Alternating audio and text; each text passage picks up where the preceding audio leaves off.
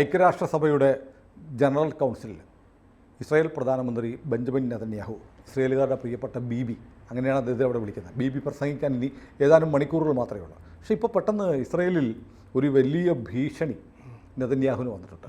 അതായത് Jewish power party നെതന്യാഹുവിൻ്റെ liquid പാർട്ടിയുടെ കൂടെ ചേർന്ന് ഭരിക്കുന്ന പാർട്ടിയാണ്. അപ്പോൾ ദേശീയ സുരക്ഷാ മന്ത്രി ഇറ്റാമർ ബെൻ ഗവർ പറഞ്ഞിരിക്കുന്നു, ഏതെങ്കിലും കാരണവശാൽ അമേരിക്കയോ ഫ്രാൻസോ ആരെങ്കിലും പറയുന്നത് കേട്ട് വെടിനിർത്തലിനെ കുറിച്ച് ആലോചിച്ചാൽ സർക്കാരിൻ്റെ പിന്തുണ പിൻവലിക്കും, നെതന്യാഹുവിൻ്റെ സർക്കാർ വീഴും. അപ്പോൾ ഒരു കാര്യം ഉറപ്പായി, ഒരു കാരണവശാലും അമേരിക്ക പറഞ്ഞാലും വെടിനിർത്തൽ ഇല്ല. അതായിരിക്കും ഒരുപക്ഷെ നെതന്യാഹു ഐക്യരാഷ്ട്രസഭയുടെ ജനറൽ കൗൺസിലിൽ പറയാൻ പോകുന്നത്. അപ്പോൾ അതിനുശേഷം ഇപ്പോൾ അന്റോണിയോ ഗുട്ടറസൊക്കെ UN ജനറൽ സെക്രട്ടറിയൊക്കെ യുദ്ധം നിർത്തണം എന്ന് പറഞ്ഞ് ചങ്ങത്തടിച്ച് കരയുകയാണ്. ഹിസ്ബുള്ളയ്ക്ക് വേണ്ടി കരയുകയാണ്. ഹിസ്ബുള്ളയെ കൊല്ലരുതേ എന്ന് പറയുകയാണ്. കൊല്ലാതെ തരമുണ്ടോ ഇസ്രായേലിന്? ഇല്ലല്ലോ. എന്താണെന്ന് വെച്ച് കഴിഞ്ഞാൽ അമേരിക്കയും ഫ്രാൻസും കൂടി 21 ദിവസം വെടി നിർത്തണം, 3 ആഴ്ച എന്ന് പറയുമ്പോൾ എനിക്കതിലെ അമേരിക്കയുടെ ഉദ്ദേശശുദ്ധി സംശയമാണ്.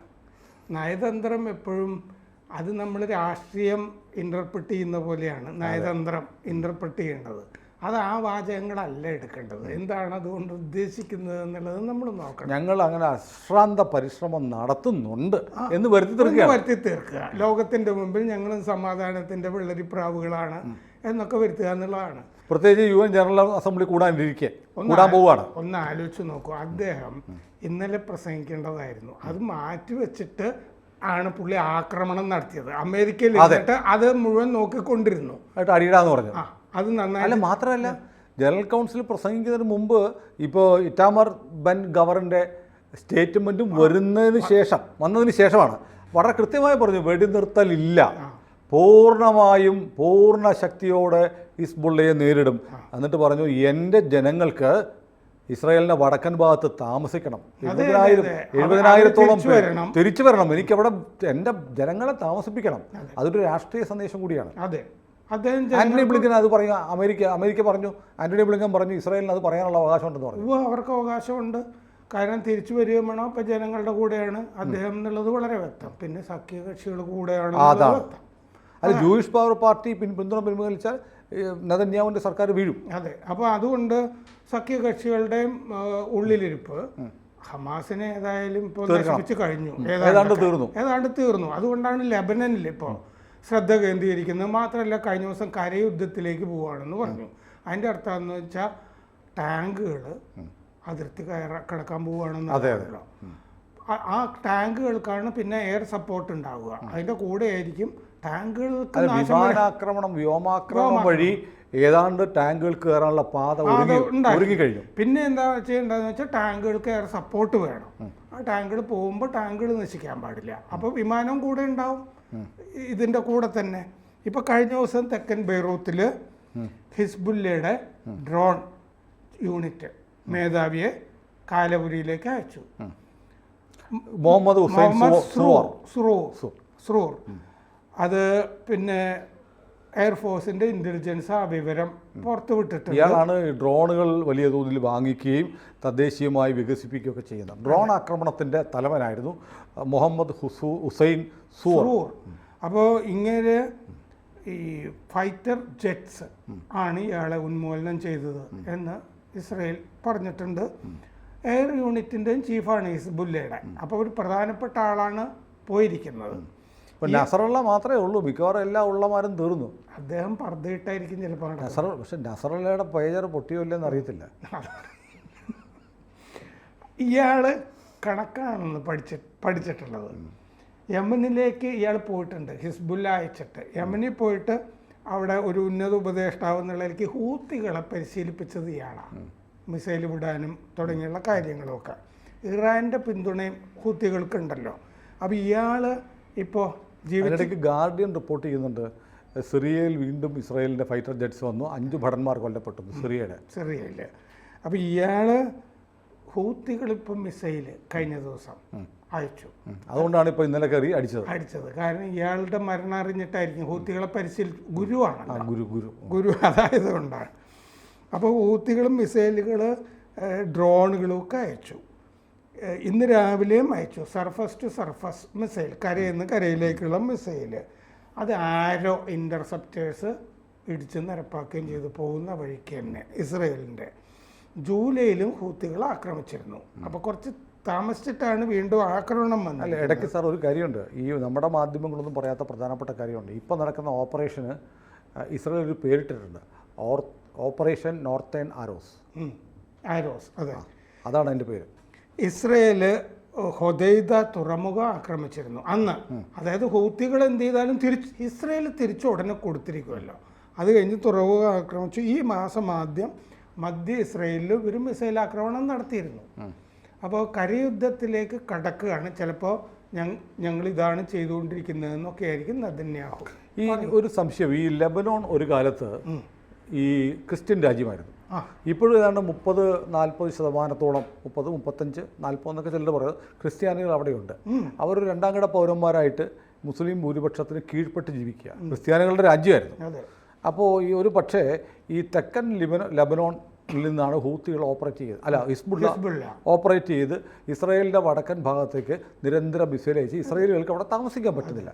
അപ്പോൾ ഇത് കഴിഞ്ഞിട്ട് വീണ്ടും അവിടെ ക്ലീൻ ചെയ്തിട്ട് ഇസ്രായേൽ ഇങ്ങോട്ട് ഇറങ്ങി പോന്നാൽ പിന്നെയുമാർ വന്ന് കയറും. അപ്പോൾ അതുകൊണ്ട് തെക്കൻ ലെബനോൺ ഇസ്രായേലിൻ്റെ അധീനതയിലാവുകയോ അല്ലെങ്കിൽ വേറൊരു രാജ്യമായി ലെബനോൺ രണ്ടായി മാറുകയോ ചെയ്യുമോ? സാധ്യതയുണ്ടോ? ഈ തെക്കൻ ലെബനൻ ഈ ഇപ്പോൾ ഗാസയും മറ്റേ വെസ്റ്റ് ബാങ്കും ഒക്കെ ചെയ്യുന്നില്ലേ സെറ്റിലേഴ്സ്, അതുപോലെ സെറ്റിലേഴ്സിനെ കൊണ്ട് പാർപ്പിച്ചിട്ട് അത് ഇസ്രയേലിൻ്റെ ഒരു മേഖലയാക്കി വികസിപ്പിക്കാനാണ് തീരുമാനം. എന്ന് പറഞ്ഞാൽ അത് ഇസ്രയേലിൻ്റെ ഭാഗമായിട്ട് മാത്രമല്ല ലെബനോണിലെ ക്രിസ്ത്യാനികളെ വേണേൽ അങ്ങോട്ട് കൊണ്ടുവരികയൊക്കെ ചെയ്യാം. അപ്പോൾ അതുകൊണ്ട് ഒരു വേണമെങ്കിൽ ഒരു ക്രൈസ്തവ രാഷ്ട്രം സൃഷ്ടിക്കാം. അതെ, അങ്ങനെയും ചെയ്യാം. അമേരിക്കയ്ക്ക് സന്തോഷമായിരിക്കും, വലിയ സന്തോഷം. അമേരിക്കയ്ക്ക് ബംഗ്ലാദേശിൽ ഒരു ക്രൈസ്തവ രാഷ്ട്രം വേണമെന്ന് ആഗ്രഹമുണ്ട്.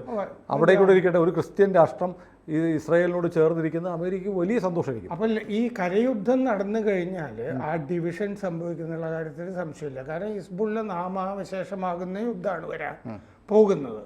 ഇത്തവണ ഡിറ്റർമെൻ്റാണ്, ഇത് വെടിനിർത്തൽ അങ്ങനത്തെ പരിപാടികളൊന്നുമില്ല, നശിപ്പിച്ചിട്ടേ അടങ്ങും. അപ്പോൾ എനിക്ക് തോന്നുന്നത് ഒരുപക്ഷെ ചരിത്രത്തിൻ്റെ ഒരു പുനരാവർത്തനം, അതായത് ഭൂരിപക്ഷമുണ്ടായിരുന്ന ക്രിസ്ത്യാനികളെ കീഴ്പ്പെടുത്തി മതം മാറ്റി കൊന്ന് അധിനിവേശം നടത്തി ലെബനോണിനെ ഇസ്ലാമിക രാജ്യമാക്കി. ലെബനോൺ, ഈജിപ്ത്, ജോർദാൻ, സിറിയ, ഇതൊക്കെ ബൈബിളുമായി ബന്ധപ്പെട്ട് ഒരിക്കലും മാറ്റി നിർത്താൻ പറ്റാത്ത രാജ്യങ്ങളാണ്. അതെല്ലാം ക്രൈസ്തവ രാജ്യങ്ങളായിരുന്നു. ഇവൻ മക്കയും മദീനയും സൗദി അറേബ്യയും പോലും അറബി ക്രിസ്ത്യാനികളുടെ ആയിരുന്നു. മോശയൊക്കെ നടന്ന വഴികളാണ്. അതെല്ലാം ചേർത്തിട്ടാണ് തേനും പാലും ഒഴുകുന്ന കാനോൻ ദേശം എന്നൊക്കെ ബൈബിളിൽ പറയുന്നത്. ആ ഒരു രാജ്യം വീണ്ടും വരുമെന്നാണ് ക്രിസ്ത്യാനികൾ പറയുന്നത്. ഒരു വലിയ അവസാന യുദ്ധം നടന്നിട്ട് ഒലീവ് മലയിൽ യേശുദേവൻ കാലുകുത്തും, എന്നിട്ട് യെരുശലേം കേന്ദ്രമാക്കി 1000 വർഷം ഭരിക്കുമെന്ന് ബൈബിൾ പറയുന്നുണ്ട്.